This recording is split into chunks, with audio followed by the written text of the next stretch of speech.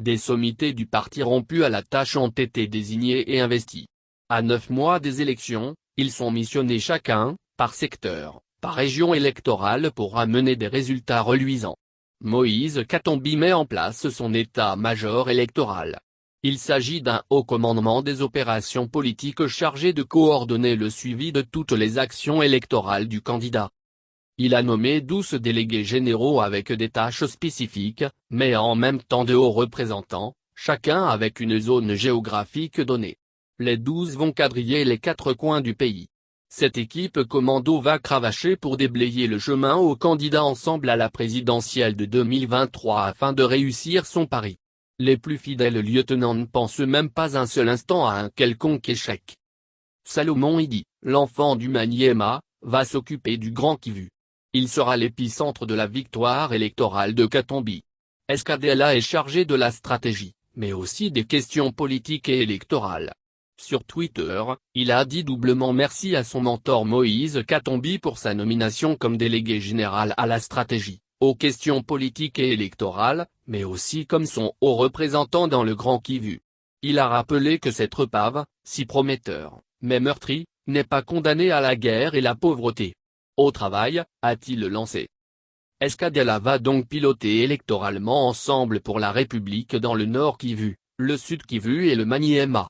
Très introduit dans cet espace géographique, le bras droit de Katumbi sait bien comment animer la campagne électorale dans cette région très menacée de balkanisation. Olivier Kamitatu-Etsu se chargera du Grand Bandindu. Une zone linguistique de son électorat qu'il maîtrise parfaitement.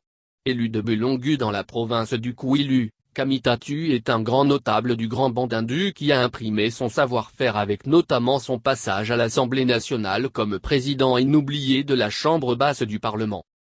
Christian Mwando, dernier ministre du Plan de la République démocratique du Congo, est un homme de conviction et d'objectivité. Il a fait ses preuves déjà à l'époque de la province unique du Katanga avant de faire partie du gouvernement des Warriors qu'il a quitté par loyauté envers son parti politique et son leader Moïse Katumbi. Ce fils du Grand Katanga adulé des communautés katangaises a l'avantage de sa droiture politique et de son honorabilité. Moïse Katumbi Chapeau l'a désigné haut représentant pour la région du Grand Katanga.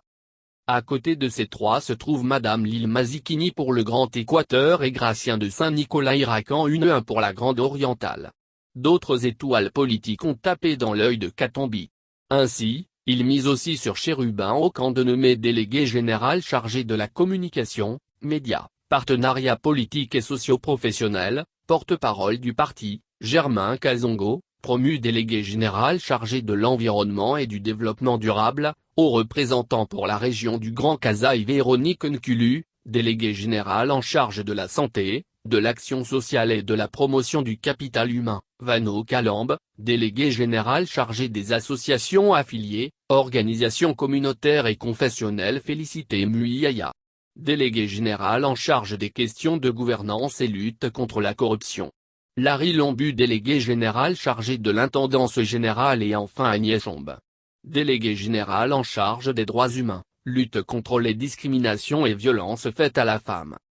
Ma vision est la vôtre, mon ambition est de rendre le Congolais fier de son pays.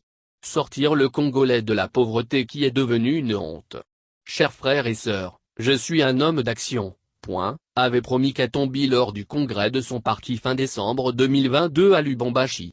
De vive voix, il ne cesse de rappeler qu'un autre Congo est possible. Avec son plan d'action et sa vision pour le développement de la République, le candidat ensemble à la présidentielle de 2023 se sait capable de changer les choses.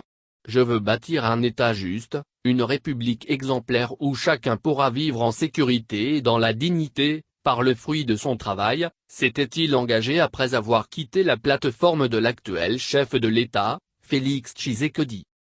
Guidé par la volonté de servir ses compatriotes, le leader d'Ensemble pour la République dit avoir une nouvelle offre politique à proposer aux Congolais. Sa candidature à l'élection présidentielle de 2023 sera certainement portée par plusieurs regroupements et associations. Territoires, communes et quartiers sont en ébullition. Des associations de soutien pullulent et des appuis de campagne se manifestent.